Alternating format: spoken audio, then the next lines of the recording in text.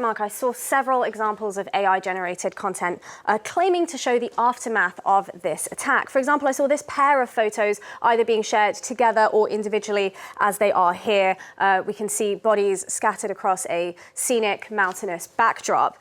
We can also see the amount of views here. This post alone has just 1 million itself. And I know it is difficult to see here, but there are some discrepancies in this picture that did kind of set some alarm bells ringing off for me. I know it is difficult to see with the resolution of the screen, but there was some proportions in the body parts. The nostrils are very uneven and wonky. The proportions of the people walking in the background. And I should have really, the first clue was when I put the image itself through a reverse image search, and there was no results, no source footage for this whatsoever, no source data. But just for good measure, I did check several different AI detection tools, and every single one, the result was the same, that this is very much, both of these photos are AI generated. Now, the biggest giveaway, I think, let's just check, the biggest giveaway that was that these were using AI was the Meta AI logo in the corner. I know it is difficult to see there.